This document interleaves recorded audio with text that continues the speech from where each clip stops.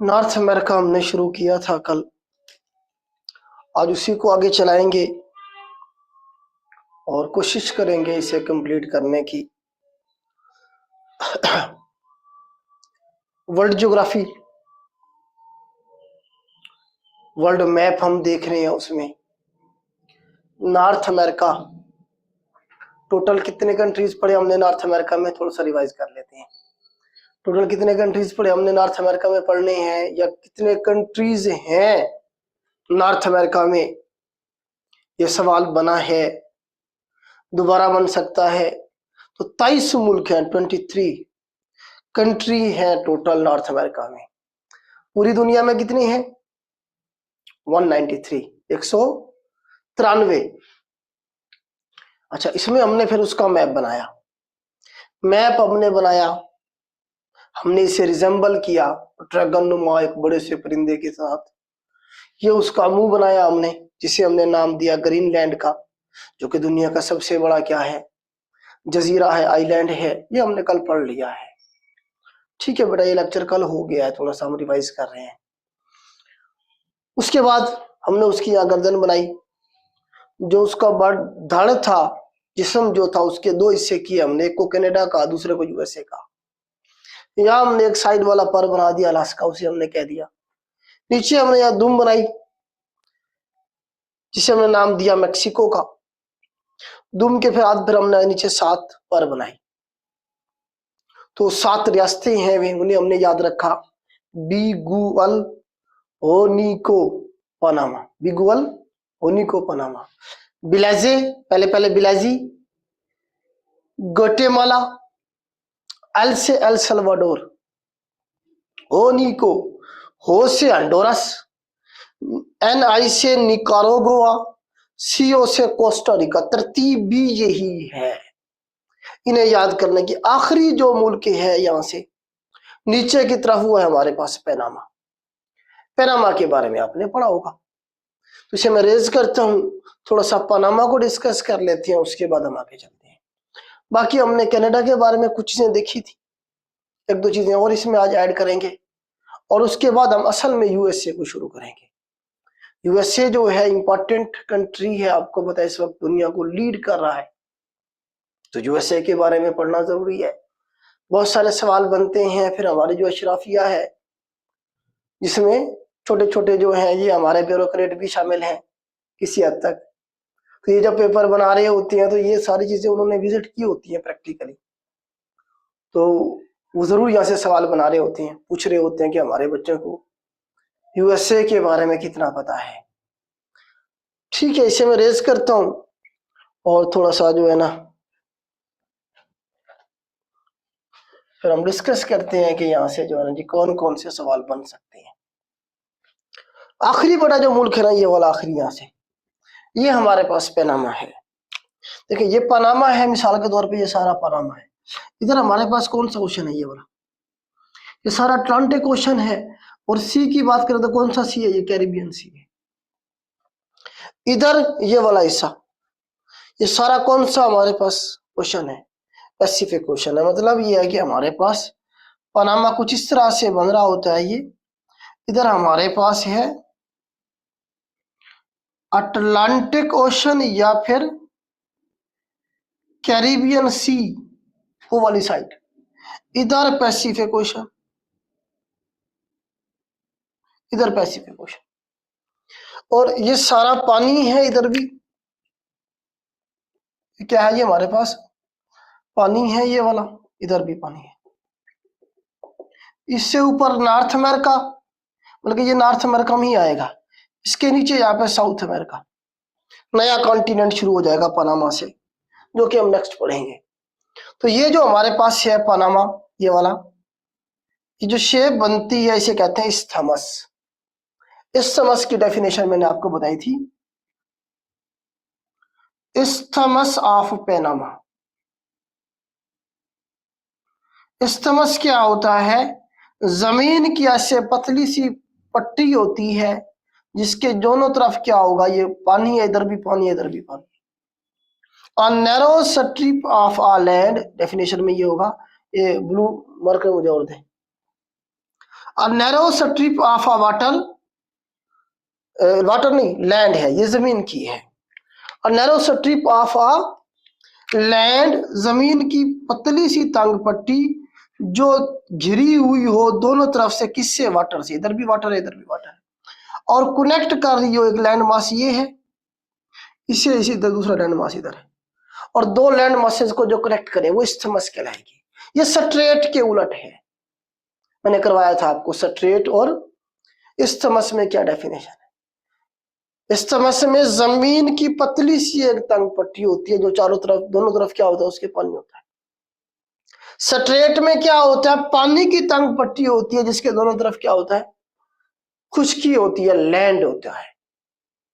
तो isthmus of Panama भी हमारे पास यही बन रहा है। फिर हुआ यूं कि इसे काट के यहां से इस तरह से एक नहर बनाई गई। क्या बनाई गई? एक नहर बनाई गई ताकि यहां से जो जहाज जा रहा है वो इधर भी जा सके, इधर से इधर जा सके। उस कैनाल को कहा गया पनामा कैनाल। पनामा कैनाल जो है ये 1914 में बनाई गई थी। 1903 में इस पे काम शुरू किया गया, 1914 में ये मुकम्मल हुई और इसे ओपन कर दिया गया। सवाल बनता है पनामा कैनाल कब बनी? 1914 के अंदर बनी पनामा कैनाल। ये भी एक दफा सवाल बना कि इस पे काम कब शुरू किया गया, तो 1903 के अंदर इस पे काम शुरू कर दिया गया था। ये दुनिया के अजूबों में से एक अजूबा है। सैकड़ों मजदूर जो थे इसे बनाते हुए गिर के मरे हैं इस समंदर में। मुश्किल टास्क था लेकिन ये किया गया। अमेरिका ने किया ये काम सारा। अमेरिका ने, फ्रांस ने और बर्तानिया ने, इन्होंने मिलकर ये बनाई पनामा कैनाल। इसकी लेंथ पूछता है वो, तो राउंड अबाउट 82 किलोमीटर है इसकी लेंथ। 80 किलोमीटर भी कह सकता है, 82 किलोमीटर भी वो आपको कह सकता है। ये पनामा कैनाल की लेंथ है। यहीं से उन्होंने क्या कर दिया, तो यहाँ बन रही है ना नीचे, तो यहां से आपको नजर नहीं आ रहा है इसलिए मैंने इधर बनाई है साइड में। तो पनामा कैनाल की लेंथ हो गई, कब बनी? अब वो पूछा किसे किसे मिला रही है। तो इधर हमारे पास स्पेसिफिक ओशन है, इसके पानी को मिला रही है अटलांटिक ओशन के पानी के साथ, या अटलांटिक ओशन को मिला रही है पैसिफिक ओशन के साथ। कभी कभी वो चक्कर देता है अटलांटिक ओशन का, वो ऑप्शन ही नहीं देता। अटलांटिक ओशन का उसने ऑप्शन ही नहीं दिया। फिर वो ऑप्शन देगा आपको कैरिबियन सी का, कि हमारे पास जो पनामा कैनाल है वो कैरिबियन सी को मिला रही है पैसिफिक ओशन के साथ। अगर सी का पूछेगा तो कैरिबियन सी, ओशन का पूछेगा तो यहाँ पे हमारे पास अटलांटिक ओशन आएगा। सवाल में वो बेसिकली चक्कर दे रहा होता है। यहां तक मुझे बता दे, पनामा का कैपिटल पनामा सिटी ही है। इसके बारे में सवाल ऐसा सच नहीं बनेगा, मुझे बता दें। यहां तक हो गया क्लियर जी? यहां तक लिख लिया आप लोगों ने? बताइएगा।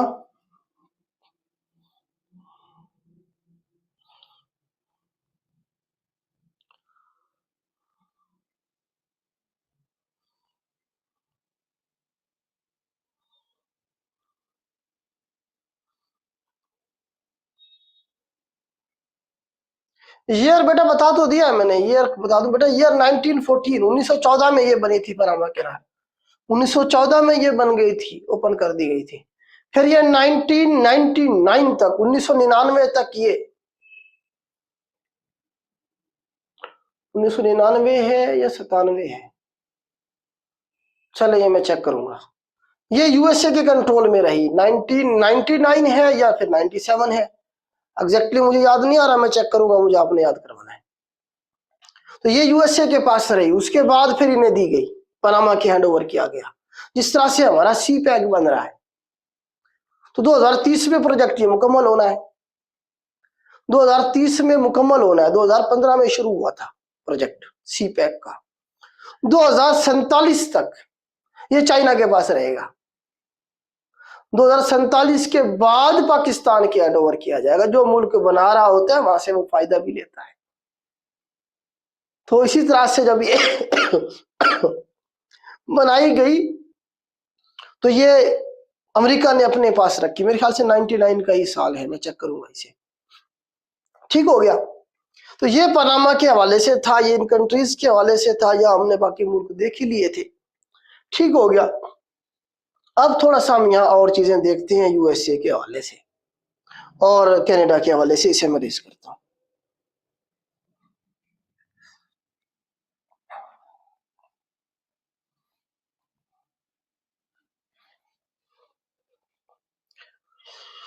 चलें जी, अब यूएसए को थोड़ा सा हम देख लेते हैं। यूएसए का हमारे पास कैपिटल जो है बेटा वो क्या है, हमारे पास वाशिंगटन है।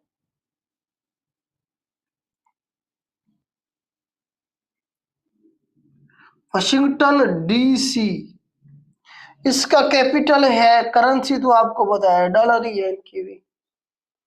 और उसके बाद आप ये देखें कि इनका कैपिटल वाशिंगटन डीसी हो गया। पढ़ेंगे वाशिंगटन डीसी के बारे में, पूछता है इसके बारे में। चलें यही लिख लें, वाशिंगटन डीसी जो है ये जो है ना जी, पोटामेस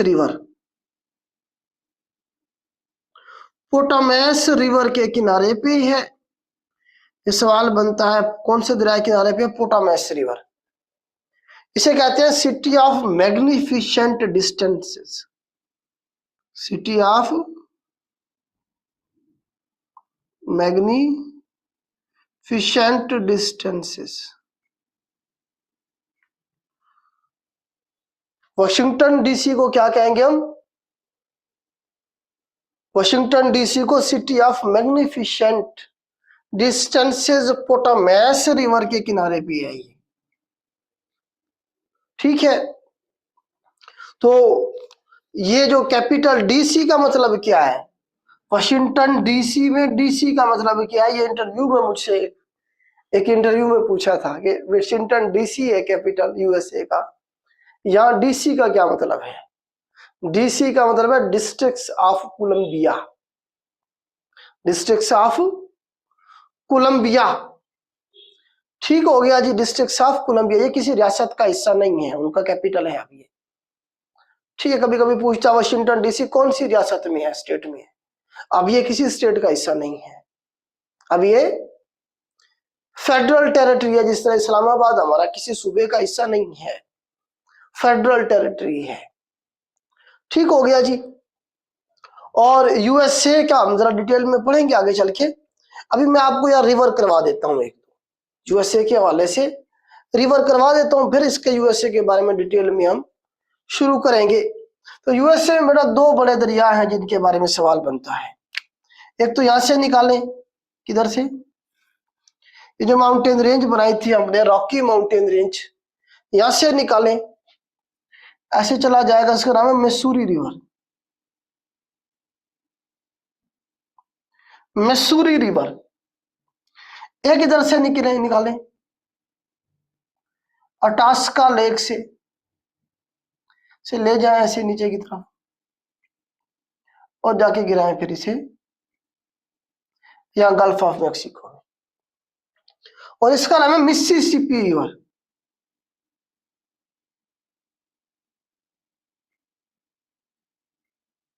मिसिसिपी रिवर निकलता है अटास्का लेक से। अटास्का लेक से, अटास्का लेक, ITASK, अटास्का लेक, वहां से निकलता है मिसिसिपी रिवर। मैसूरी रिवर निकल रहा है कहां से? कौन सी रेंज थी? Rocky mountain range. ये मिलते हैं एसटी लोएस पे। एसटी लोएस वो पॉइंट है जहां पे दोनों मिलते हैं, और मैसूरी रिवर अपना पानी गिरा देता है मिसिसिपी रिवर में। मिसिसिपी रिवर फिर आगे बहता हुआ जाके गिरता है गल्फ ऑफ मैक्सिको में। ये सारे सवाल बने हैं कि मैसूरी रिवर निकलता कहां से है, ये सवाल बना है। कहां गिरता है, ये सवाल भी बना है। गल्फ ऑफ मैक्सिको में गिर रहा है। अच्छा, अब इनमें से कौन सा बड़ा है, इसके ऊपर थोड़ी सी कंफ्यूजन है। बहुत सारे जो लिंक हैं गूगल पे वो कहते हैं मैसूरी रिवर बड़ा है। बहुत सारे लिंक्स ऐसे हैं जहां पे मिसिसिपी रिवर को वो बड़ा बताते हैं। तो मैं इसमें आपको ये कहूंगा कि आप मिसिसिपी रिवर को बड़ा रिवर बताएं। मिसिसिपी रिवर जो है ये नॉर्थ अमेरिका का सबसे बड़ा दरिया है, या इसे आप कह लेंगे यूएसए का भी सबसे बड़ा है और नॉर्थ अमेरिका का भी सबसे बड़ा दरिया है मिसिसिपी रिवर। मिसूरी रिवर ने अपना पानी गिरा दिया मिसिसिपी में। यहाँ एक लफ्ज एक और जो है ना जी टर्म हम जरा सीखते हैं, इसके बारे में आपको बताता हूं, और वो है ट्राइब्यूटरी की, ट्रिब्यूट पेश करना, वहां से निकल रहा है ट्रिब्यूट से ट्राइब्यूटरी। ट्रिब्यूटरी जो है हमारे पास ये बेसिकली क्या है, ऐसे दरिया को कहते हैं हम ट्राइब्यूटरी जो अपना पानी किसी दूसरे दरिया में गिरा दे। जिस तरह इसने अपना पानी किसी दूसरे दरिया में गिरा दिया और उसके बाद उस दरिया का खुद का वजूद खत्म हो जाए, वो क्या कहलाता है, ट्रिब्यूटरी कहलाता है उस रिवर की। तो यहाँ पे मिसूरी रिवर ट्राइब्यूटरी है किसकी, मिसिसिपी रिवर की, क्योंकि मिसूरी ने अपना पानी गिरा दिया मिसिसिपी में। ठीक है, इसने अपना पानी गिरा दिया मिसिसिपी रिवर में।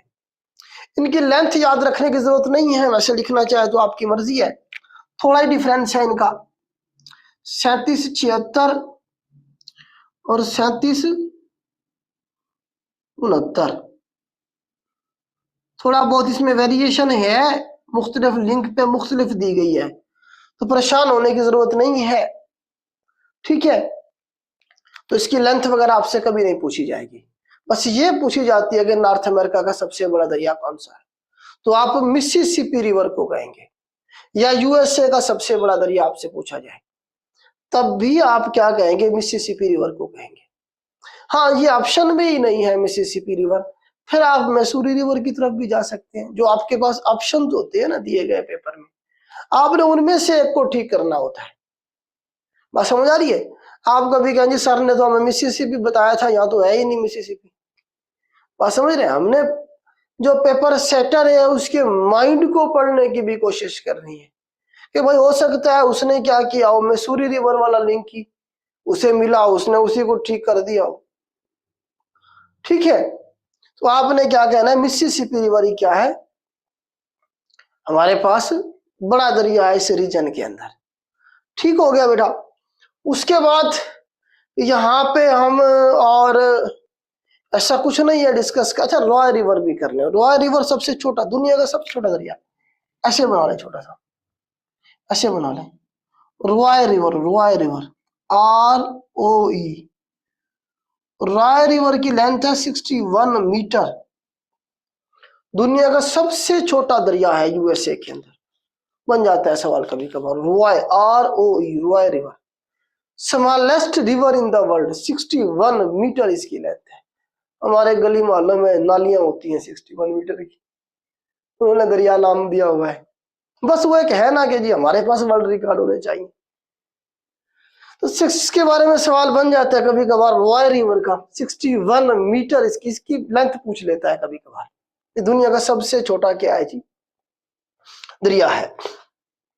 अच्छा, यहाँ पे एक आधा हम ग्लेशियर भी कर लेते हैं और एक आधा हम डेजर्ट भी कर लेते हैं। यहाँ पे ना एक तो मौजूद डेजर्ट है जी कैलिफोर्निया के अंदर, यूएसए में, पढ़ेंगे हम, लिख लें जरा, स्पेलिंग जरा इसके देख लें, MOJAV, मौजूद डेजर्ट, ये कैलिफोर्निया के अंदर है। कैलिफोर्निया यूएसए की क्या है जी, रियासत है कैलिफोर्निया। नॉर्थ अमेरिका में डेजर्ट का भी एक कम जिक्र कर लेते हैं ताकि आप ये ना कहेंगे जी डेजर्ट तो हमने यहाँ पढ़ा ही नहीं है। ग्लेशियर भी एक आपको मैं दिखवा देता हूँ, यहाँ पे ग्लेशियर है जी, इसमें आप देखें कि ग्लेशियर में हम लिख लेते हैं, इसमें ग्लेशियर में कोई ऐसा है तो नहीं जिसके बारे में कभी कमीशन ने पूछा हो, लेकिन फिर भी हम देख लेते हैं। ग्रेट नहीं,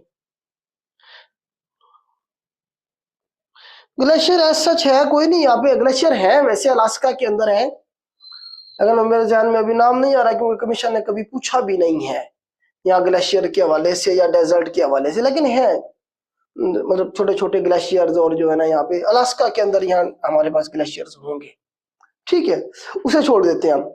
इसे मैं रेज करता हूं, मैप आपको समझ आ गया सारा। अब हम जरा यूएसए को जरा डिटेल में पढ़ना शुरू करेंगे। उसके लिए मुझे ये रेज करना पड़ेगा, इसके लिए मुझे ये सारा जो मैप है खत्म करना पड़ेगा। आप लोगों ने ये पहले ही बनाया हुआ है, तो ये मैं रेज करता हूं। और अब हमारा जो मेन टॉपिक है जो हमने आज शुरू करना है वो शुरू करते हैं जी। यूएसए को तो हमने डिटेल में देखना है ना। इस मैप में से जो सवाल बन सकते थे बेटा तकरीबन मैंने सारे आपको करवा दिए। अब हमें इस मैप की जरूरत नहीं पड़ेगी। अब कुछ चीजें और हैं जो हमने करनी है। अब थोड़ा सा मैं आपको एक दफा वो जो बेसिक मैप बनाया था उसके बारे में आपको मैं बताता हूँ अगेन। हमने यहाँ जो बेसिक मैप बनाया था ना जी, उसे एक बार फिर देख लें। ये नॉर्थ अमेरिका था हमारे पास जो भी पढ़ रहे हैं, ये साउथ अमेरिका है, ये यूरोप है, ये अफ्रीका है, ऑलरेडी मैंने करवाया था आपको, ये एशिया है, और ये ऑस्ट्रेलिया है, और ये अंटार्कटिका है, ठीक है। तो अभी हम ये नॉर्थ अमेरिका पढ़ रहे हैं, यूएसए इसी के अंदर है। अब जरा हम देखेंगे कि ये जो नॉर्थ अमेरिका है इसके बारे में किसी को कुछ नहीं पता था कि ये कोई कॉन्टिनेंट भी है। हेडिंग दे लें यूएसए हिस्ट्री, अब नॉर्थ अमेरिका के बजाय आप हेडिंग दे लें हिस्ट्री ऑफ यूएसए।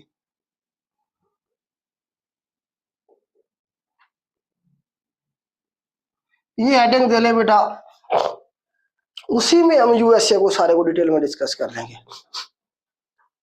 पानी लेके आए थोड़ा सा बॉयल करवा के। हिस्ट्री ऑफ बेटा 1 मिनट रुकिएगा, मैं जरा गला साफ कर लूं।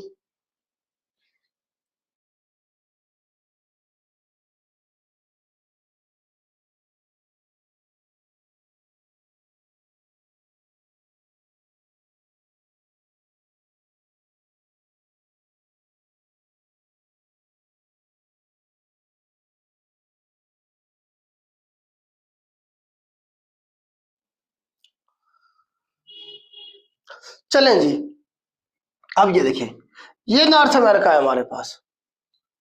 इस माइक ऑन किया है मैंने, माइक ऑन किया, चले ये बड़ा हेडिंग दे लें यूनिवर्सिटी ऑफ यूएसए की। ये नॉर्थ अमेरिका पूरा कॉन्टिनेंट है, दुनिया को इसके बारे में पता ही नहीं था, दुनिया को इसके बारे में पता ही नहीं था। ये साल है 1492, 1492 की बात है। 1492 तक दुनिया को पता ही नहीं था कि यहां भी कोई कॉन्टिनेंट है। ये वो दौर था जब यूरोप के लोग जो थे दुनिया को एक्सप्लोर कर रहे थे। ये वो दौर था जब एशिया में से जो है ना जी, एशिया में या हिंदुस्तान के जो मसाले जात थे उसकी कहानियां यूरोप तक पहुंच गई थी, यूरोप तक पहुंच गई थी। तो यूरोप के लोग जो थे वो कोशिश कर रहे थे हिंदुस्तान आने की। ये हिंदुस्तान है, ये हिंदुस्तान है। हिंदुस्तान आने की कोशिश कर रहे हैं यूरोप के लोग। यहाँ से डायरेक्ट रास्ता नहीं है, ये बंद है सारा रास्ता। तो यूरोप के लोग यहाँ से कोशिश करते थे, ये समंदर से आते ऐसे यहाँ से आने की कोशिश कर रहे हैं इंडिया। ये वो साल है जो मैं आपको बता रहा हूं। तो यूरोप के अंदर हमारे पास पुर्तगाल, इटली, इस तरह से ऊपर देखें फ्रांस, उसके साथ इंग्लैंड, ये सारे मुल्क क्या कर रहे थे, कोशिश कर रहे थे नए नए रास्ते तलाश करने की। बहरी जहाज जो है ना ये बना चुके थे और नए नए रास्ते तलाश कर रहे हैं, नई नई दुनिया ढूंढ रहे हैं, हिंदुस्तान से भी मसाले जात लेने के लिए आने की कोशिश कर रहे हैं। तो यहाँ पे आप देखें कि पुर्तगाल और स्पेन है साथ ही। तो यहाँ पे जो है ना जी बादशाह उस वक्त हुआ करते थे जिनका नाम था फर्डिनेंड, फर्डिनेंड वन, और उनकी बेगम का नाम था अजबेला सेकेंड। ये दो बंदे, मतलब ये बादशाह सलामत थे, उनकी क्वीन थी। ये क्या करते हैं, कोलंबस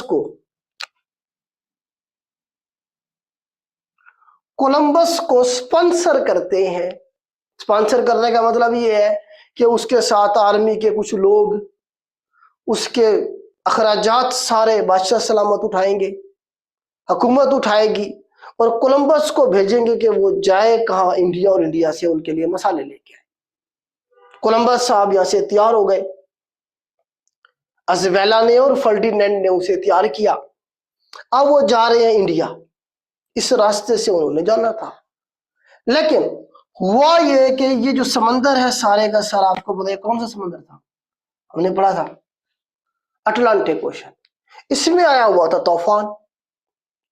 तूफान आया हुआ था तो जो कोलंबस था उसका जहाज यहां से क्या हो गया जी, डिट्रैक हो गया, और वो पहुंच गया कहां, नॉर्थ अमेरिका। भटक गया रास्ता तूफान की वजह से उसका जहाज, और वो कहां जाके टकराया, नॉर्थ अमेरिका पहुंच गया। और कौन सी जगह पे, बहामास पे। कल मैंने आपको बताया था बहामास का जो जजीरा हमने बनाया था, वहां जाके कोलंबस का जहाज लैंड करता है। कब, 12 अक्टूबर 1492 की बात है। 12 अक्टूबर 1492 को कोलंबस का जहाज गलती से पहुंच गया नॉर्थ अमेरिका, बहामास के जजीरे पे। जब वहां पहुंचा उसका जहाज, तो कोलंबस ने कहा कि यार ये तो मैं इंडिया पहुंच गया हूं इतनी जल्दी, क्योंकि वो तो इंडिया जा रहा था। लेकिन उसने देखा कि वहां के जो लोग थे ना, वो लाल कलर के थे, रेड कलर था उनका, रेडिश। वो कह रहे थे यार इंडिया के लोग तो काले हैं, ब्लैक हैं, गंदमी रंग है उनका, ये काले हैं, ये लाल हैं। तो वहां से उसे तजस्सुस पैदा हुआ। थोड़ी देर बाद उसे पता लगा कि भाई मैं तो इंडिया पहुंचा ही नहीं, मैं तो एक नई दुनिया दरियाफ्त कर ली है मैंने, मैं एक नई जगह पहुंच गया हूं। और इस जगह को नाम दिया गया न्यू वर्ल्ड का, और जो लोग थे उन्हें नाम दिया गया रेड इंडियंस का।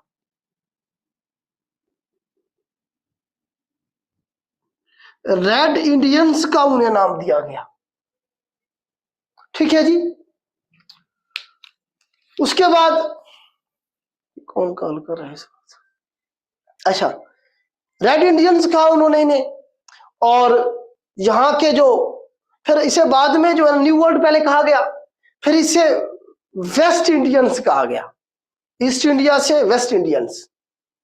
अब कोलंबस कुछ दिन यहाँ रहा, वहां के जो ओरिजिनल लोग थे, और उन्हें आप देखें कि उन्हें इसने मारा, कुछ को इसने कैदी बनाया, बंदी बनाया। जो यहाँ के बेसिकली जो ओरिजिनल लोग थे, वो लड़ना भी नहीं जानते थे, अपना बचाव करना भी नहीं आता था। कोलंबस के पास तो हथियार थे, पूरा फौज इसके पास थी, एक पूरा जहाज था इसके पास। तो इसने क्या किया जी, उन्हें मारा, बहुत सारों को कैदी बनाया, बंदी बनाया। और उसके बाद कुछ अरसा यहाँ रुकने के बाद बहामास से वो यहाँ से कुछ कैदियों को, और साथ में जो है ना जी कुछ नई चीजें, बादशाह सलामत को भी तो खुश करना था, तो वो क्या लेके गया यहाँ से, आलू, पोटैटो जो था वो यही हुआ करता था, इससे पहले इधर एशिया में या यूरोप में नहीं था। पोटैटो और कुछ गुलाम लेके वो पहुंच गया अपने बादशाह के पास। बादशाह सलामत खुश हुए इस तरह से। तो आज भी आपको बताया कि नॉर्थ अमेरिका और साउथ अमेरिका की जो ओलंपिक्स का जो फ्लैग होता है उसमें मुख्तलिफ रिंग होती है, रेड होती है रिंग, ब्लैक होती है, येलो होती है, ग्रीन होती है, ब्लू होती है, 5 रिंग होती है। तो जो रेड रिंग है वो इस्तेमाल की जाती है नॉर्थ अमेरिका और साउथ के लिए, क्योंकि वहां के जो लोग थे शुरू शुरू में उन्हें रेड इंडियंस कहा गया था। तो आज भी जो रेड रिंग है वो रिप्रेजेंट करती है नॉर्थ अमेरिका को और साउथ अमेरिका को। इस तरह से अमेरिका दरियाफ्त हो गया। लेकिन वो जो कोलंबस था वो सिर्फ बहामास तक गया था बस, उससे आगे नहीं गया। जो मेन लैंड है अमेरिका की आज की, वहां तक वो नहीं गया। तो अब एक बंदा आ गया, उसने जाके कहानियां सुनाई यूरोप में, और साथ में जो है ना वो गुलाम भी लेके आया, वहां के लोग वे किस तरह के लोग हैं, पोटैटो भी पहुंच गया उधर। तो इस तरह से तजस्सुस हुआ। अगले साल फिर इटली से एक बंदा आएगा, अमेरिको विस्पोसी, से मैं रेस करता हूँ। अगले साल नहीं, 10 सालों के बाद, 10 सालों के बाद अमेरिको साहब आएंगे जी। 1502 की ये बात है। अमेरिको विस्पोसी, इसका नाम था मार्को विस्पोसी, इटली से था ये। तो ये जो आया मेन जगह जो आपका यूएसए है आज का, वहां तक ये गया सारा, इसने क्या किया, एक्सप्लोर किया, और कुछ अरसे यहाँ रहने के बाद ये भी वापस चला गया। अब एक रास्ता पता चला गया और एक नई दुनिया दरियाफ्त हो गई। हाँ जी, इन्हें क्या नाम देना, न्यू वर्ल्ड कहा पहले इसे, फिर वेस्ट इंडियंस कहा गया इसे, बाद में ऐसा ऐसा जब ये अमेरिको जब गया तो इसके नाम पे आज भी इस कॉन्टिनेंट को नाम दिया गया अमेरिका का। ये वो बंदा था अमेरिको जिसके नाम पे जो नई दुनिया दरियाफ्त हुई उसे अमेरिका का नाम दिया गया। फिर दो थे अमेरिका, एक को नॉर्थ अमेरिका कह दिया गया, दूसरे को साउथ अमेरिका कह दिया। इस तरह से अमेरिका दरियाफ्त हो गया। और अब ये वो दौर था जब बरतानिया भी कब्जे कर रहा था मुख्तलिफ इलाकों पे जाके, फ्रांस भी कब्जे कर रहा था, स्पेन भी कब्जा करता जा रहा था। जब एक दफा रास्ता बन गया तो फिर फ्रांस वाले भी पहुंच गए, फिर बरतानिया वाले भी पहुंच गए माले गनीमत को लूटने के लिए। नई दुनिया मिल गई है, इसे लूटो, इस पे कब्जा करो। इस तरह से अब कब्जा करने की जंग शुरू हो जाएगी। और 1607 के अंदर पहली जो है ना जी, आप कहें कि रियासत अमेरिका की थी वर्जीनिया, इसे कॉलोनी बनाया गया। 1607 के अंदर यूके ने, बरतानिया ने क्या किया जी, वर्जीनिया पे कब्जा कर लिया और पहली रियासत थी अमेरिका की जिसके ऊपर बरतानिया ने कब्जा किया। तो ये सवाल बनता है, पहली कौन सी रियासत थी जो कॉलोनी बनी यूके की? वर्जीनिया थी, साल भी आपसे वो पूछ सकता है। ये सारे सवाल पूछे गए हैं आपसे। अमेरिका को वेस्पोसी का नाम भी पूछा जाएगा, कहां से था ये भी पूछा जाएगा, इटली से। और इससे पहले कोलंबस का भी पूछा जाएगा, कोलंबस भी जो है ना जी वहीं से था, इटली। और ये सारा उस वक्त की हुकूमत हुआ करती थी, इटली स्पेन हो गया, ये इलाका जो था सारे का सारा ठीक हो गया। आज भी आपको पता है कोलंबस डे हर साल मनाया जाता है, सवाल बनता है 12 अक्टूबर को हर साल कोलंबस डे मनाया जाता है। हमें तो कोलंबस को हीरो बना के पेश किया जाता है ना, हालांकि वो क्या था, जालिम था, उसने लोगों को मारा, अमेरिकियों को इन्होंने मारा। अमेरिका के लोग जो थे ना, सादा से लोग थे, उनका दुनिया के साथ राब्ता ही नहीं था, ना उन्हें लड़ना आता था, ना अपना बचाव करना आता था। तो इन्होंने जाके सैकड़ों के हिसाब से लोगों को मार के समंदर में फेंका, यूरोप वालों ने।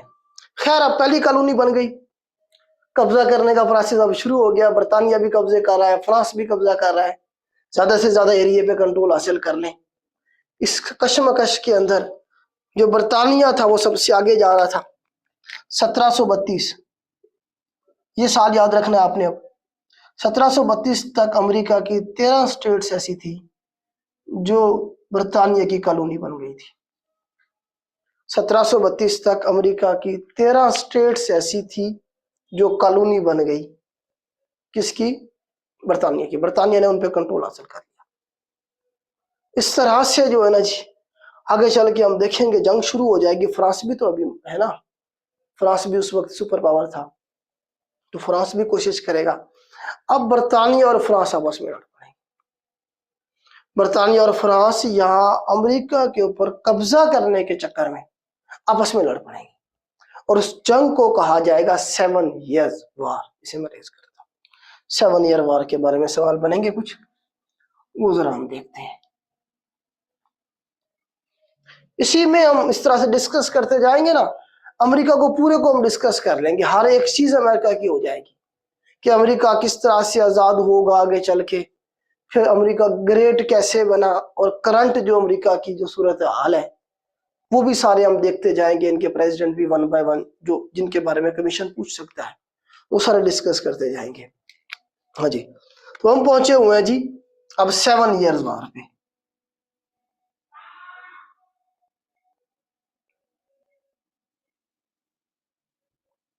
ये जंग, इसके बारे में सवाल बनता है कब और किस किस के दरमियान में हुई।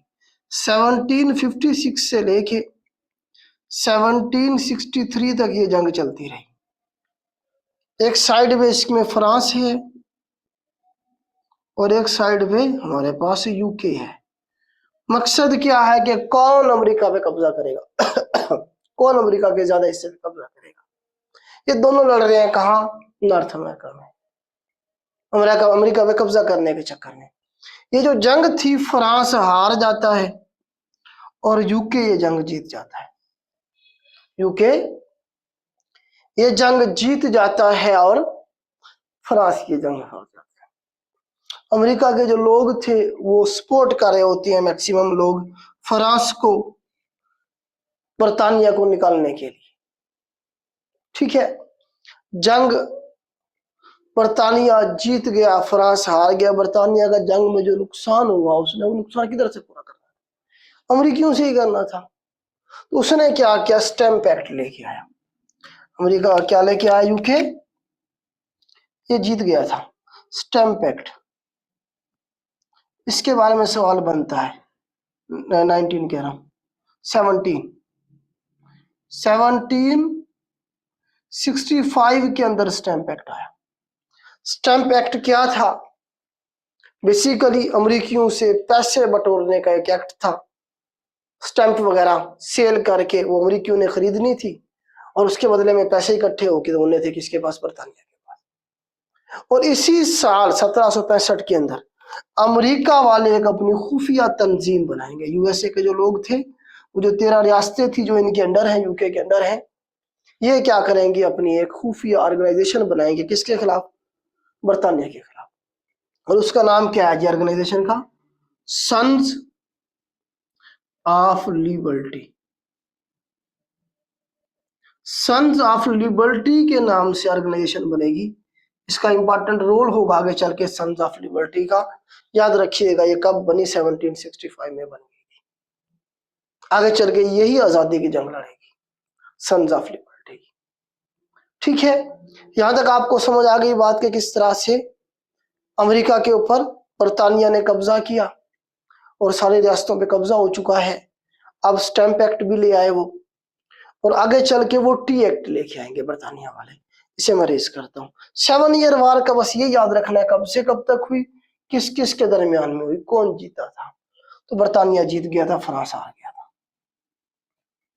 स्टैम्प एक्ट के बाद ये लेके आएंगे टी एक्ट। टी एक्ट लिखे जरा, ये सारे सवाल पूछे गए हैं बेटा। टी एक्ट आएगा 1773 के अंदर। जिस तरह इंडिया के अंदर साल्ट एक्ट था कि इंडियंस जो है वो नमक खरीद सकते हैं, बस उसके कारोबार नहीं कर सकते, अंग्रेज सरकार कारोबार करेगी, और नमक के ऊपर 70% टैक्स था, वो लोगों से वसूल किया जाता था।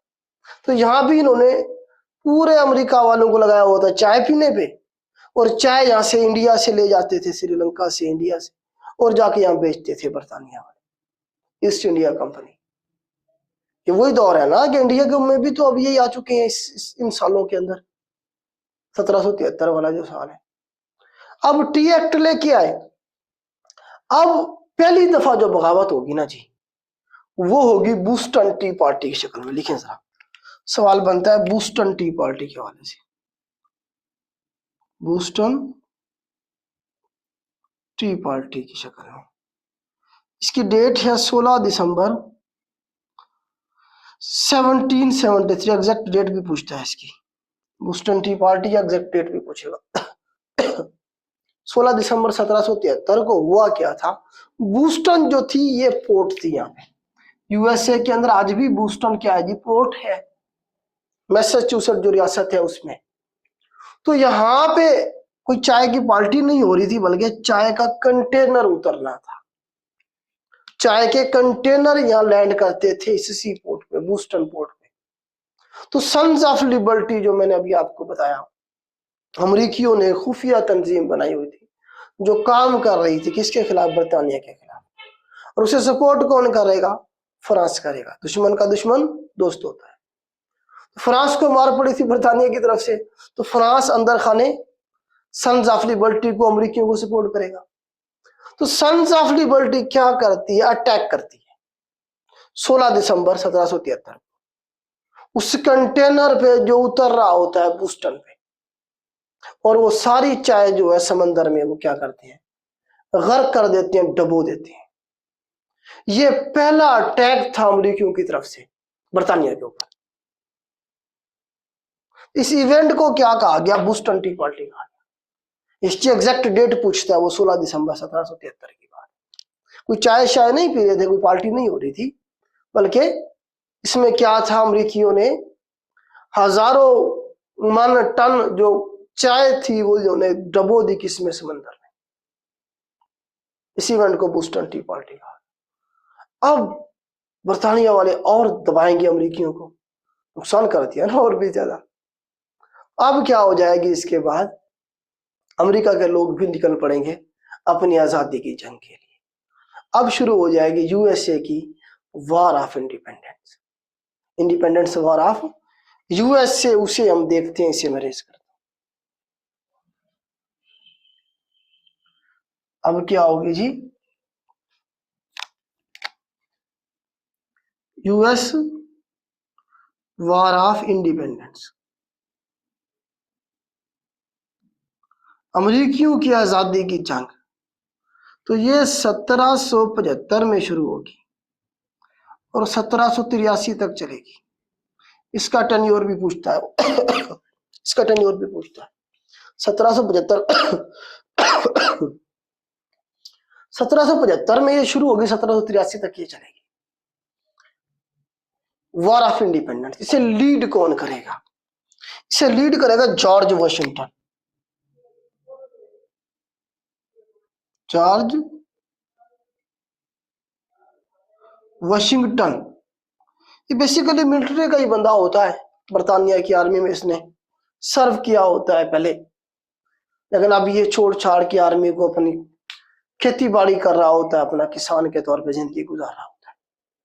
इससे पहले जब इसे पता लगता है सन्स ऑफ लिबर्टी की एक्टिविटीज और ये देखता है कि जी अमेरिका के लोग अब अपनी आजादी के लिए लड़ रहे हैं, तो फिर ये भी इसमें शामिल हो जाता है और इसे सारा पता होता है कि आर्मी को किस तरह से जो मैंने क्या करना है, जो लीड करना है, ट्रेनिंग कैसे देनी है आर्मी की, लोगों को ट्रेंड कैसे करना है और उन्हें इस्तेमाल कैसे करना है। तो ये बंदा लीड करेगा। वो जो सन्स ऑफ लिबर्टी है वो क्या करेगी, सारी की सारी ऑर्गेनाइजेशन इसके अंडर आके काम शुरू करेगी। तो अमेरिका के 13 रियासतों के लोग रिक्रूट होंगे, प्रॉपर ट्रेनिंग होगी। असला और पैसे कौन देगा? फ्रांस देगा इन्हें। फ्रांस तो दुश्मन बैठा ना बरतानिया का, तो ट्रेनिंग, असला, पैसे वो सारे उन्हें स्पॉन्सर कर रहा होता है। तो इस तरह से अमेरिकी क्या करेंगे जी, अपनी आजादी की जंग लड़ना शुरू कर देंगे 1775। किसके खिलाफ? बरतानिया के खिलाफ। अब डेट लिखें 4 जुलाई 1776 की। 4 जुलाई 1776 को ये क्या करेंगे, अपनी आजादी का ऐलान कर देंगे। आज भी अमेरिका जो अपनी इंडिपेंडेंस डे मनाता है हर साल, वो 4 जुलाई 1776 का मनाता है। अभी जंग चल रही है, 83 तक जंग चलेगी। अभी ये लड़ रहे हैं, आजाद हुए नहीं है, लेकिन ऐलान कर दिया इन्होंने अपनी आजादी का कि जी हम आजाद हो गए।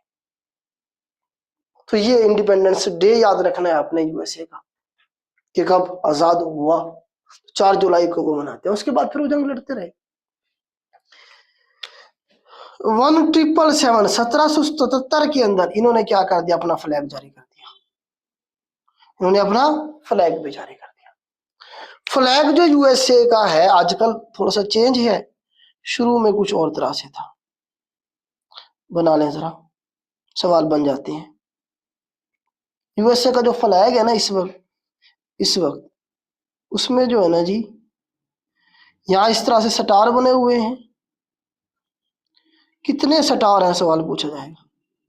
50 सितारे हैं। कितने स्टार हैं? 50 स्टार बने हुए जो रिप्रेजेंट करते हैं 50 रियासतों को। यूएसए में जो स्टेट्स हैं इस वक्त वो कितनी है? 50 है। ये जो स्टार्स है, सवाल इस तरह से पूछा हुआ था कि यूएसए का जो फ्लैग है उसमें कितने स्टार हैं, एक सवाल ये बन सकता है। 50 हैं। स्टार्स किसे रिप्रेजेंट करते हैं? तो यूएसए की जो टोटल स्टेट्स हैं उन्हें रिप्रेजेंट करते हैं। अच्छा, शुरू में ये 13 स्टार थे, अब 50 हो गए हैं।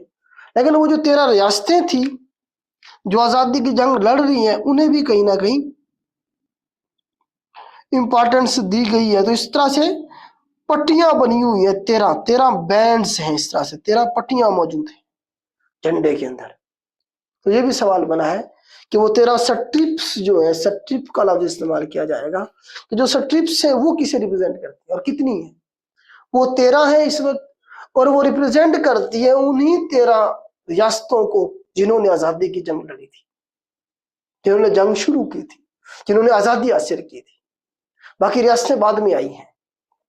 तो ये फ्लैग है 1777 के अंदर इन्होंने अपना फ्लैग जारी किया था। ये आज का फ्लैग बता रहा हूं मैं, क्योंकि शुरू में तो 13 रियासतें थी, 13 इन्होंने स्टार बनाए थे, बाद में 50 स्टार हो गए और स्ट्रिप्स को भी फिर ये लेके आए। इस तरह से इनका फ्लैग भी बन गया। ठीक है, अब जंग चलती रही चलती रही चलती रही, आखिरकार 1783 के अंदर बरतानिया जंग हार गया। बरतानिया ने कहा कि मैं जा रहा हूं, मैं जंग हार गया हूं, मैं जा रहा हूं।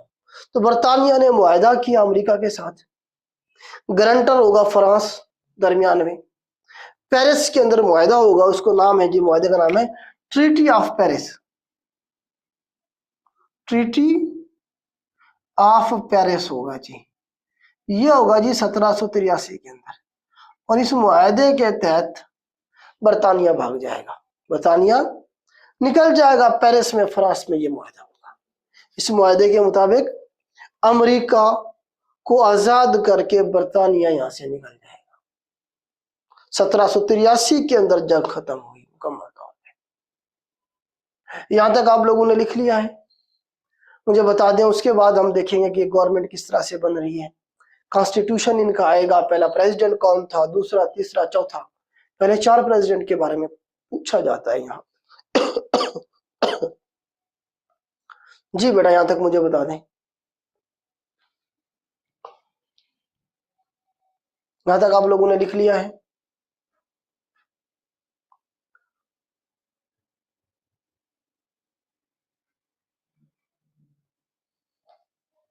देखिए बेटा, जंग कोई भी होती है ना, कोई भी जंग है, उसका अख्ताम किसी ना किसी मुआहदे पे होता है। वर्ल्ड वॉर फर्स्ट है, सेकंड है, कोई ना कोई आखिर पे मुआहदा होता है। तो जंग खत्म हुई, बरतानिया हार गया, अमेरिकी जीत गए, तो मुआहदा हुआ, दोनों बैठे और बरतानिया यहां से चुप करके निकल गया।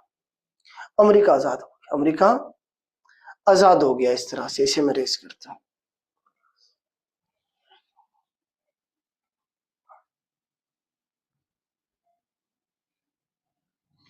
अब जो है ना जी, यूएसए अपना कॉन्स्टिट्यूशन बनाएगा। तो यूएसए का जो कॉन्स्टिट्यूशन था, अच्छा ये यूएसए का जो इंडिपेंडेंस के जो डिक्लेरेशन है, इसके बारे में पूछता है वो सवाल। 4 जुलाई 1776 को जो ये इंडिपेंडेंस डिक्लेयर किया, डिक्लेरेशन जो लिखा इंडिपेंडेंस का, ये किसने लिखा, ये भी सवाल बनता है। थॉमस जेफरसन ने, थॉमस जेफरसन ने ये लिखा था। इसके लिए लफ्ज यूज करेगा यूएस डिक्लेरेशन ऑफ इंडिपेंडेंस, या यूएस इंडिपेंडेंस डिक्लेरेशन जो था, ये किसने दिया, किसने लिखा, थॉमस जेफरसन ने। ये आगे चल के यूएसए का प्रेसिडेंट भी बनेगा, तीसरा प्रेसिडेंट बनेगा, आगे चल के हम देखेंगे।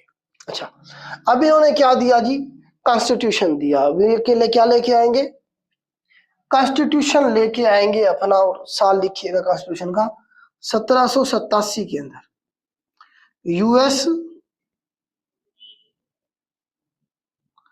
कॉन्स्टिट्यूशन जो था ये दिया जेम्स मेडिसन ने। ये नाम याद रखने आपने,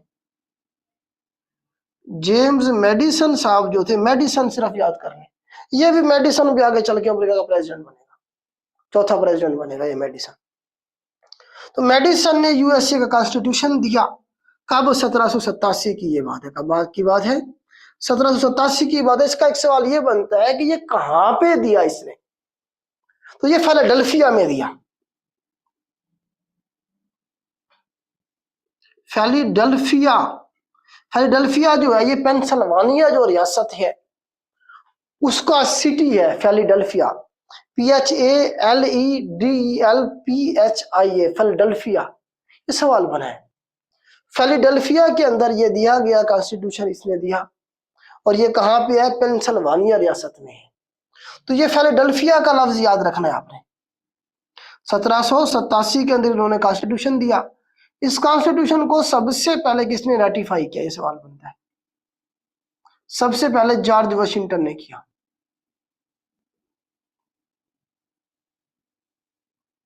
सबसे पहले जॉर्ज वाशिंगटन ने इसे 1788 में रेटिफाई किया और 1789 के अंदर इस कॉन्स्टिट्यूशन पे इंप्लीमेंटेशन हुई।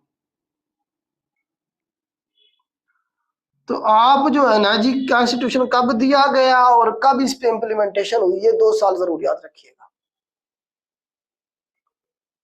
कब दिया गया? 87 में। किसने? मेडिसन ने। कहा? फिलाडेल्फिया में। इंप्लीमेंटेशन कब हुई इसके ऊपर? 1789 में। ये दुनिया का ब्रीफेस्ट कॉन्स्टिट्यूशन है, शॉर्टेस्ट कहे, ब्रीफेस्ट कहे। टोटल 7 आर्टिकल पे मुश्तमिल है।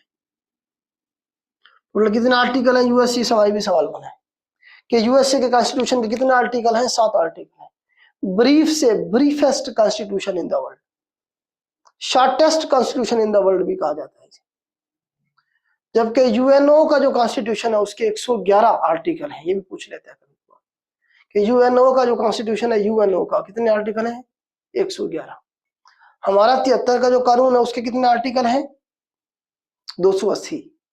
दुनिया का सबसे लेंथी कॉन्स्टिट्यूशन किसका है? ये तो होगा ना शॉर्टेस्ट या ब्रीफेस्ट। सबसे लेंथी कॉन्स्टिट्यूशन कौन से मुल्क का? ये सवाल बना है।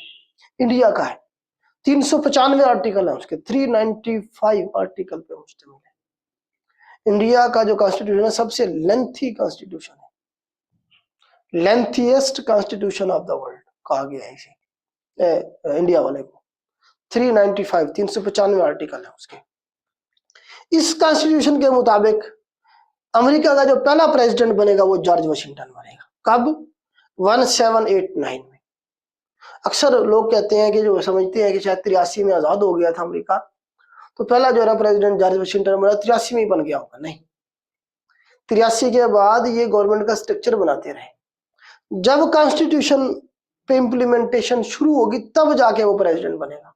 पहला प्रेसिडेंट वही था, लेकिन कौन से साल में बना? एक दफा सवाल इस तरह से उसने पूछा, चक्कर दिया बच्चों को कि जी 83 में बना, 85 में बना, 87 में बना, 89 में बना। पहला प्रेसिडेंट तो सबने याद किया हुआ था कि जी पहला प्रेसिडेंट जॉर्ज वाशिंगटन था अमेरिका का। अब साल का नहीं पता था। 83 में आजाद हो गया था, मैक्सिमम लोगों को ये भी पता था अमेरिका आजाद हो गया 83 में, तो लोग समझते 83 में ही बन गया होगा या 85 में बन गया होगा।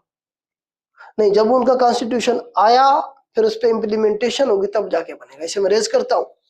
अमेरिका के पहले जो 4 प्रेसिडेंट हैं उनके बारे में मैं आपको लिखवा देता हूँ क्योंकि सवाल बन जाता है यहाँ से। जो पहला प्रेसिडेंट है बेटा हमारे पास जॉर्ज वाशिंगटन बनेगा।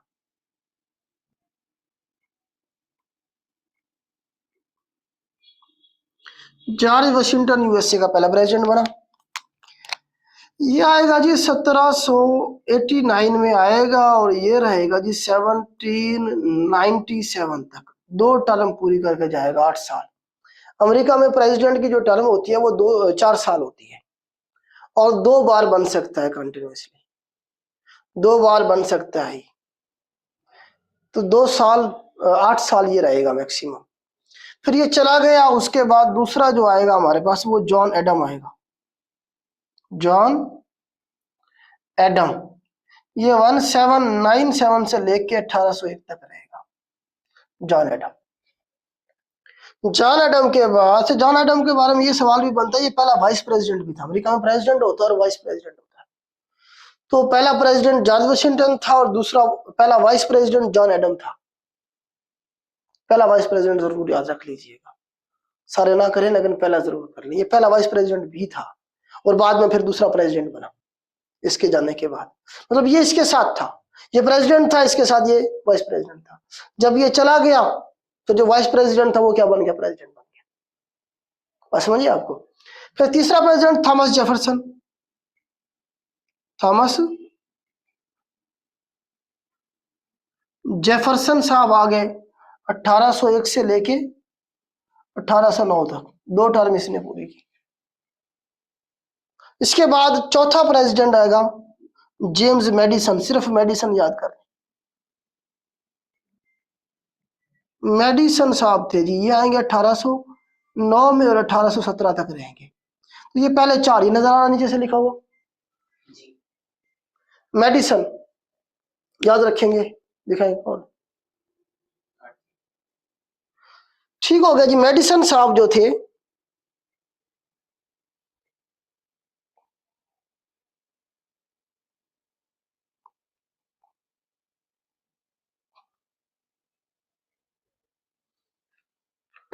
मेडिसन साहब जो थे जी, ये चौथे प्रेसिडेंट बनते हैं।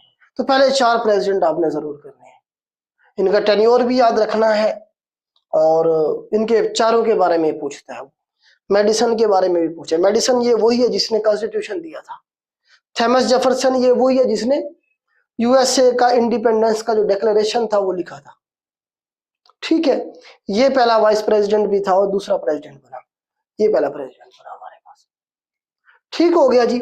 अब यूएसए का प्रेसिडेंट भी बन गया, सिस्टम चलना शुरू हो गया। और पहला जरा आप कैपिटल देख लेते हैं, इसे मैं रेस करता हूँ। फर्स्ट कैपिटल देख लेते हैं हम यूएसए का। ये सारे सवाल हैं वन पेपर में, जो सारे सवाल आए हैं ना बेटा, उन्हीं को हम जरा डिस्कस कर रहे हैं। तो पहला जो हमारे पास आएगा, आप देखें कि कैपिटल, ये न्यूयॉर्क को बनाया गया। न्यूयॉर्क को पहला कैपिटल बनाया गया। कब? 1785 की बात है। 1785 से लेके आप ये देखें तकरीबन ये 1900 तक,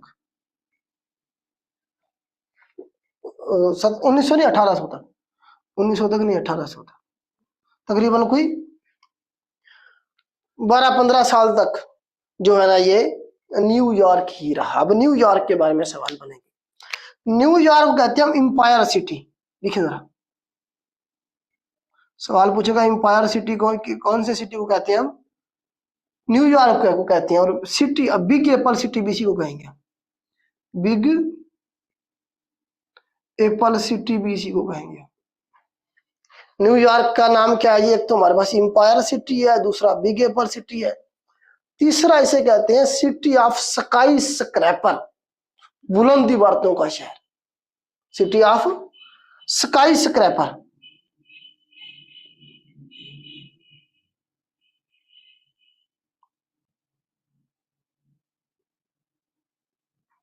सिटी ऑफ स्काई स्क्रैपर,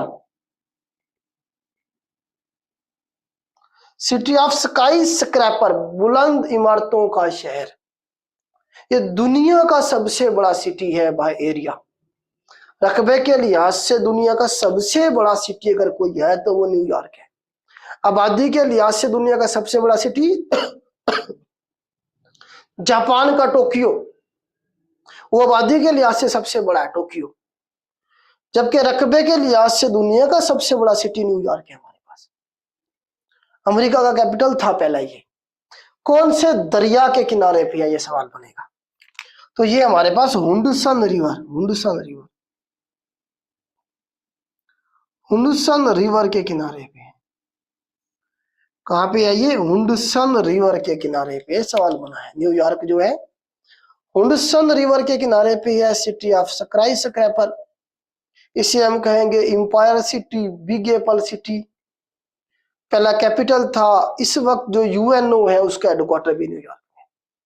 इस वक्त न्यूयॉर्क पूछता है पेपर में कि उस वक्त जो हमारे पास न्यूयॉर्क, ये जो हाँ यूएनओ का जो हेडक्वार्टर है वो किधर है? न्यूयॉर्क में है। अभी मीटिंग हुई है सितंबर में यूएनओ की, तो कहाँ हुई है? न्यूयॉर्क में। ठीक है, ये तो हो गया ना जरा थोड़ा सा मैंने आपको बताया कि इसके कैपिटल के हवाले से। अब जो कैपिटल अगला बनाया जाएगा वो बनाया जाएगा किसे? वाशिंगटन डीसी को। वाशिंगटन डीसी के अंदर बिल्डिंग बनाई जाएगी। पहले व्हाइट हाउस की जो बिल्डिंग है इस वक्त, ये 1792 में 1792 में इस पे काम शुरू कर दिया गया था। 1800 में ये बनी थी। इसका पहला नाम था प्रेसिडेंशियल हाउस, प्रेसिडेंशियल हाउस इसका नाम था। बाद में इसका नाम तब्दील करके व्हाइट हाउस रखा गया। तो व्हाइट हाउस कहाँ है? वाशिंगटन डीसी में है। वाशिंगटन डीसी जो था ये कैपिटल बना है फिर बाद में। अच्छा, सवाल इस तरह से बना यहाँ एक और कि अमेरिका का पहला प्रेसिडेंट जो व्हाइट हाउस में इंटर हुआ उसका क्या नाम था? मैंने आपको बताया कि व्हाइट हाउस या प्रेसिडेंशियल हाउस जो है ये कब बना? 1792 में इसमें काम शुरू हुआ, 1800 में मुकम्मल हुआ। तो 1800 में जब मुकम्मल हुआ तो पहला प्रेसिडेंट जब जाएगा इसमें इंटर होगा तो उसका क्या नाम था? कोई बताएगा मुझे आप? 1800 में कौन था यूएसए का प्रेसिडेंट? जी 1800 में कौन था? जॉन एडम था। 1801 तक वही नहीं था। तो जॉन एडम जो था व्हाइट हाउस में इंटर होने वाला पहला प्रेसिडेंट था अमेरिका का। इस तरह से उसने सवाल को चक्कर देके पूछा है। चीजें वही हैं, सिर्फ वो क्या करता है, घुमाता है वो आपको। तो यूएसए हिस्ट्री जो हम कर रहे हैं ये वन पेपर के लिए कर रहे हैं। पीपीएससी एफपीएससी का जो वन पेपर है, अमेरिका आपको पता है लीड कर रहा है इस वक्त दुनिया को। तो हमें अमेरिका को भी डिटेल में देखना है। तो बहुत सारी चीजें और हैं यहाँ पे हमने जो करनी है आगे चल। अब अमेरिका बन गया, आजाद हो गया, स्ट्रक्चर बन गया। अब अमेरिका क्या करेगा? रियासतों पे कब्जे करने शुरू करेगा। मुख्तलिफ रियासतें खरीदना शुरू करेगा, कुछ को खरीदेगा, कुछ पे कब्जा करेगा। इस तरह से अमेरिका क्या करेगा? अपने आप को फैलाना शुरू कर देगा। तो सबसे पहली जो रियासत है बेटा उसका नाम लिख लें हमारे पास, फ्लोरिडा का भी हम देखेंगे। इससे पहले एक और रियासत है वो भी लिख लें। ये मैं आपको जरा थोड़ा सा इनके नाम लिखवा देता हूं। इसमें हमारे पास है जी पहली जो रियासत इन्होंने ली है उसका नाम लिखें जी। उसका नाम है जी, हाँ, इसमें सबसे पहले आप लुजियानिया का लिखें। इसे मैं रेज कर देता हूँ। लुजियानिया स्टेट का नाम लिखें सबसे पहले, उसके बाद फिर फ्लोरिडा का लिखिएगा। अब अमेरिका एक्सपैंड करना शुरू करेगा। लुजियानिया जो स्टेट है इसने 1803 के अंदर जो है इसने ली है। ये किससे ली है जी? लुजियानिया जो स्टेट है इसने फ्रांस से खरीदी है जी। फ्रांस का लिखें। पूछा जा सकता है, वैसे आज तक पूछा नहीं गया है इसके बारे में, लेकिन पूछा जा सकता है। फ्रांस से इसने खरीदी। उसके बाद आप फ्लोरिडा को देखें। फ्लोरिडा मैंने आपको वो जो टांग बनाई थी एक हमने जहां पे बरमुदा ट्रायंगल आ रहा था वो फ्लोरिडा रियासत थी। ये स्पेन से इसने ली थी। स्पेन से इसने ली थी। कब की बात है ये? 1819 की बात है। फ्लोरिडा के हवाले से एक तो ये बनेगा कि ये बरमुदा ट्रायंगल में आता है क्वेश्चन। दूसरा है यहाँ पे बीच मौजूद है, मियामी बीच। मियामी बीच के बारे में सवाल आता है जी, या साउथ बीच भी कहते हैं इसे। साउथ बीच कहेगा इसे या मियामी बीच। बड़ी जबरदस्त किस्म के बीचेस मौजूद हैं यहाँ फ्लोरिडा में, मियामी में। तो इसके बारे में सवाल पूछते हैं कि मियामी बीच किधर है? फ्लोरिडा में है। या साउथ बीच किधर है? फ्लोरिडा में है। मुल्क पूछेगा तो यूएसए कहेंगे। तो ये स्पेन से इसने ली थी 1819 के अंदर। यहां तक मुझे बता दें, हो गया क्लियर? इन दो रियासतों के बारे में लिख लें। अमेरिका जरा फैलना शुरू करेगा ना। अब आगे चल के 1835 के अंदर एक और रियासत जिसका नाम हमारे पास क्या है? टेक्सास। टेक्सास रियासत के बारे में जरा पढ़ते हैं, इसे मैं टेस्ट करता हूं। टेक्सास जो रियासत है ना जी, टेक्सास जो रियासत है ये 1835 के अंदर ये मेक्सिको से अलग होती है। ये मेक्सिको और यूएसए के बॉर्डर पे है। ये हमारे पास यूएसए है, ये मेक्सिको है। तो ये बॉर्डर के ऊपर हमारे पास यह रियासत जो है उसका क्या नाम है? टेक्सास। टेक्सास रियासत मेक्सिको अलग हो गई 1835 के अंदर। और फिर इस टेक्सास ने क्या किया? यूएसए में ये जम हो गई, यूएसए का हिस्सा बन गई 1845 के अंदर। इसने ज्वाइन कर लिया यूएसए को। अब मेक्सिको ने कहा कि यार हम हमसे रियासत अलग हुई, अमेरिका के पास चली गई, तो गलत बात है। मेक्सिको ने क्या कर दी? जंग शुरू कर दी यूएसए के साथ। और अब जो जंग होगी उसका नाम क्या होगा जी? मैक्सिको अमेरिकन वार। मैक्सिको अमेरिकन वार। इसका साल है 1846 से लेके 1848 तक। ये मैक्सिको और अमेरिका आपस में लड़ पड़े टेक्सास को लेके। ये जंग मैक्सिको हार गया, अमेरिका ये जंग जीत गया।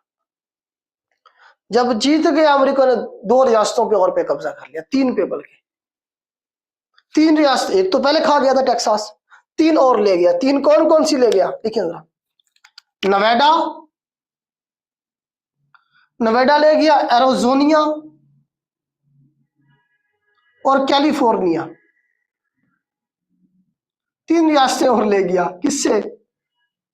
मैक्सिको से। एक तो पहले ले गया था टेक्सास। जंग जब जीत गया, नवेडा पे भी कब्जा कर लिया, एरोजोनिया पे भी कर लिया और कैलिफोर्निया पे भी कर लिया। 3 रियासतें और ले गया यूएसए। अब कैलिफोर्निया के बारे में थोड़ा सा हम पढ़ेंगे, इसे मैं रेज करता हूं। कैलिफोर्निया के बारे में हम थोड़ा सा पढ़ेंगे क्योंकि कैलिफोर्निया के हवाले से कुछ सवाल बनेंगे आपके। कैलिफोर्निया की हेडिंग दे लें, कैलिफोर्निया। तो कैलिफोर्निया जो है ये तो पैसिफिक कास्ट पे है। इस साइड पे जो हमने मैप बनाया था ना, मैक्सिको के भी वेस्टर्न साइड पे कैलिफोर्निया हमारे पास बनती है। कैलिफोर्निया के हवाले से 2-3 सवाल बनते हैं। एक तो हमारे पास यहाँ पे कुछ वैली हैं, जैसे कि डेथ वैली, डेथ वैली है, सिलिकॉन वैली है, और इसी तरह से आप देखें कि हमारे पास golden Gate bridge,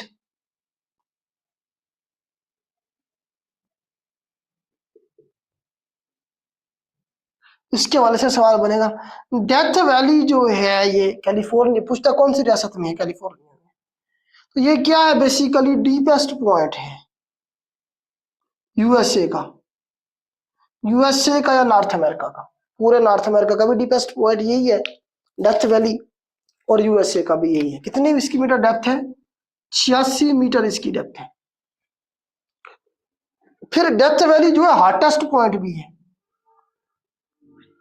hottest point of USA, USA का भी और नॉर्थ अमेरिका पूरे का भी हॉटेस्ट पॉइंट भी है। 57 डिग्री सेंटीग्रेड टेम्परेचर यहाँ पे मालूम किया गया है अभी तक मैक्सिमम 57 डिग्री सेंटीग्रेड। तो डेथ वैली के बारे में सवाल आएगा। डीपेस्ट पॉइंट भी है और हॉटेस्ट पॉइंट भी है।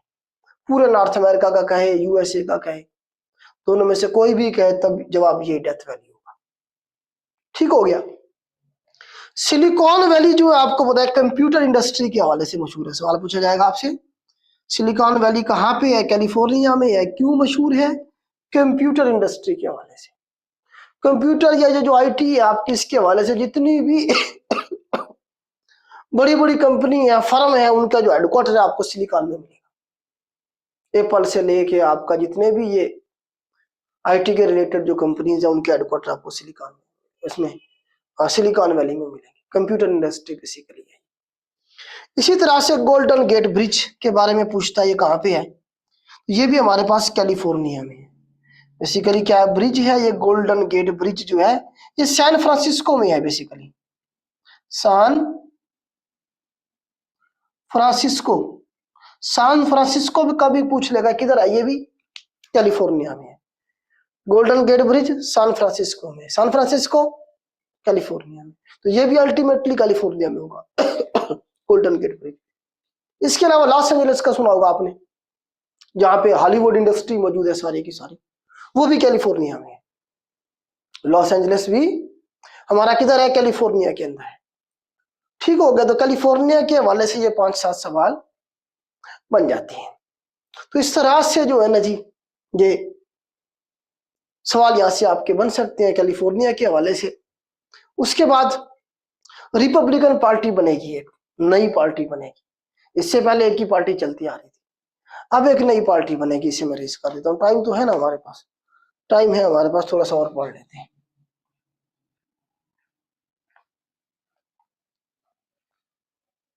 हाँ जी, नई एक पार्टी बनेगी, रिपब्लिकन पार्टी।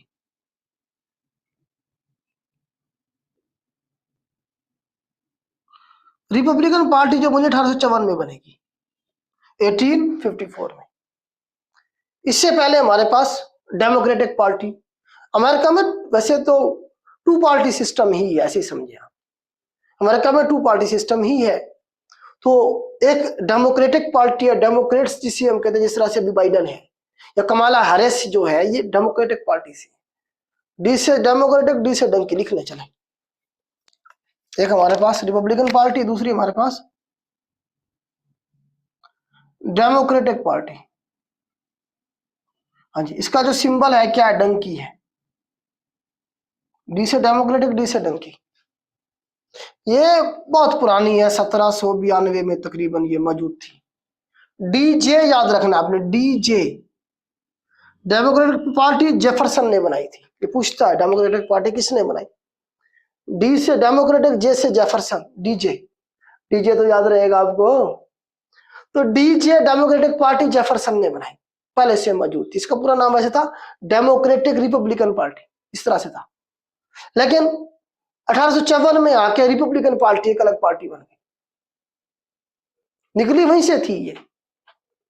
रिपब्लिकन पार्टी बनी 1854 के अंदर, ठीक हो गया। रिपब्लिकन पार्टी से अभी ट्रंप साहब जो है वो रिपब्लिकन पार्टी से है, जो डोनाल्ड ट्रंप है वो रिपब्लिकन पार्टी के नुमाइंदा है इस वक्त। इनका जो है सिंबल वो हाथी है, एलिफेंट। ट्रंप वैसे बिहेव भी हाथी की तरह ही करता है, कोई उसकी समझ नहीं आती, जिधर जाता है सबको रूमता ही चला जाता है वो। तो अभी आपको पता है उनके एस्टेब्लिशमेंट ने पूरा जोर लगाया ट्रंप को रोकने का, लेकिन उसने पूरी अपनी ब्रिगेड तैयार की हुई थी और वो जीत के आ गया, उसे नहीं रोक पाई एस्टेब्लिशमेंट उनकी। तो रिपब्लिकन पार्टी आपको याद रहे कब बनी, बन गई। अब इलेक्शन होंगे आगे चल के, इलेक्शन जब होंगे तो रिपब्लिकन पार्टी जीत जाएगी। 1860 के जो इलेक्शन होंगे ना आगे चल के, 1860 की, रिपब्लिकन पार्टी जीत जाती है भारी अक्सरियत के साथ। और इनकी तरफ से जो पहला प्रेसिडेंट आता है वो कौन आएगा, अब्राहम लिंकन आएगा। अब्राहम लिंकन ये पहला प्रेसिडेंट बनेगा रिपब्लिकन पार्टी की तरफ से। ओवरऑल ये अमेरिका का 16वां प्रेसिडेंट था। इसके बारे में कुछ सवाल बनते हैं। एक तो ये बनता है कि 16वां प्रेसिडेंट कौन था अमेरिका का, या अब्राहम लिंकन जो था अमेरिका का कौन से नंबर का प्रेसिडेंट था। अभी जो है ट्रंप कौन से नंबर का होगा, ये जो बाइडेन बैठा हुआ 46 नंबर का है, 46 नंबर का है। तो ट्रंप जो आ रहा है 47वें नंबर का, 47, इस तरह भी पूछता है सवाल। अच्छा, अब्राहम लिंकन साहब 16वें प्रेसिडेंट बने यूएसए के, रिपब्लिकन पार्टी के पहले। इस पार्टी की तरफ से तो पहली दफा इलेक्शन जीत के आए ना ये, तो पहला प्रेसिडेंट था रिपब्लिकन पार्टी का। कभी कभी इस तरह भी पूछ लेता है। अब अब्राहम लिंकन की स्टोरी बड़ी दिलचस्प है।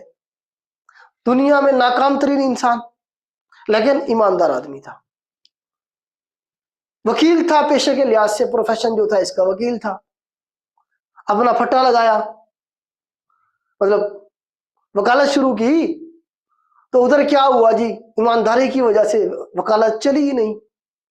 जब एक बंदा आपके पास आएगा, आप उसे कहेंगे यार इस केस में कुछ भी नहीं है, जाओ सुलह कर लो, तो आपके पास कौन आएगा, कोई भी नहीं आएगा। तो ये ऐसी हरकतें करता था। उसके बाद इसकी दुकानदारी ठप हो गई, लोग आते ही नहीं थे। फिर इसने एक दो कारोबार और किए, उसमें भी नाकाम हुआ। फिर ये इलेक्शन लड़ा, काउंसलर का, इलेक्टोरल कॉलेज होते हैं ना वहां पे, वो भी हार गया पहले तो। दूसरी दफा जब इलेक्शन लड़ा फिर ये जीता था, पहली दफा हार गया था। मतलब नाकाम तरीन इंसान। अब ये नई पार्टी बनी थी, इब्राहिम लिंकन तकरीरें अच्छी कर लेता था खान साहब की तरह, शोला बयान था, वकील भी था, तो जबरदस्त इसने तकरीरें की, कंपेन की इस पार्टी की, इलेक्शन जीत गए और पार्टी ने इन्हें नॉमिनेट कर दिया प्रेसिडेंट। इस तरह से एक नाकाम तरीन इंसान दुनिया की सबसे बड़ी पावर का क्या बना, प्रेसिडेंट बन गया। प्रेसिडेंट बन गया, अब हरकतों से बाज तो नहीं आया। इसने क्या किया, गुलामी के खिलाफ तहरीक चला दी। अमेरिका में इस वक्त गुलामी मौजूद थी, इसे मैं रेस करता हूं। अमेरिका में स्लेवरी मौजूद थी। स्लेवरी इस तरह से मौजूद थी, गुलामी देखें, अगर ये सारा अमेरिका है फर्ज कर ले, तो ये ऊपर नॉर्थ की स्टेट्स हैं और ये साउथ की स्टेट्स हैं। नॉर्थ की जो स्टेट्स है वहां इंडस्ट्री लगी हुई थी। जो साउथ की स्टेट है, यहाँ पे दरिया हमने बनाए थे, वो मिसिसिपी रिवर, मसूरी रिवर, तो वहां पे क्या एग्रीकल्चर है। अब एग्रीकल्चर को सूट करती है गुलामी।